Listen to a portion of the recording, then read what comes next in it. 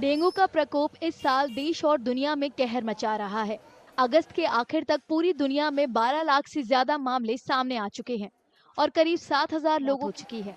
ये पिछले साल दर्ज डेंगू के मामलों में 2 गुना से भी ज्यादा है। विश्व स्वास्थ्य संगठन के आंकड़ों के मुताबिक डेंगू के मामलों की संख्या हर साल बढ़ रही है। Dengue has been recently termed as a re-emerging disease, and there are some certain factors which are really helping in the resurge of this disease. Firstly, due to rampant urbanization, due to lifestyle changes, due to poor drainage system in the developing cities and towns, and also due to poor mosquito control measures that we have at hand. Firstly, due to the urbanization, due to rampant construction everywhere, and due to the use of microplastics and plastic materials everywhere. Aedes aegypti मच्छर के काटने से dengue होता है। Dengue के लक्षण आमतौर पर माइल्ड होते हैं, लेकिन बाद में ये जानलेवा हो सकता है।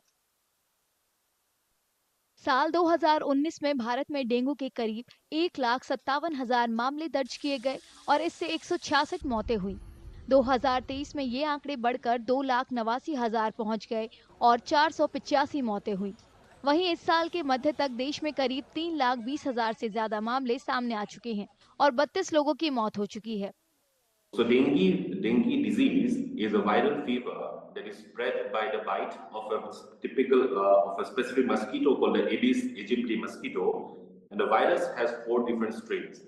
The disease can manifest in as a flu with flu-like symptoms, and it is generally self-limiting. Sometimes it can also, in severe cases, it can also transform into dengue hemorrhagic fever, which can be life-threatening at times.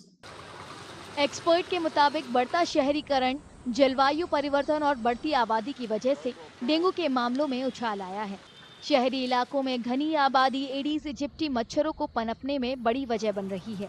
खासकर गर्मी और monsoon में बारिश के बाद dengue का संक्रमण तेजी से बढ़ा है। बढ़ते टेम्परेचर की वजह से मच्छर नए इलाकों में तेजी से फैल रहे हैं। इससे ये बीमारी और गंभीर होती जा रही है। Climate change brings in rise in temperatures, surface temperatures, and rise in humidity. And a hot, warm air holds more humidity. So humidity and temperatures are both rising because of global climate change, and they're creating more of favorable conditions for this mosquito, Aedes aegypti, to breed in water. So one is that. The other is unorganized urbanization, which is spreading.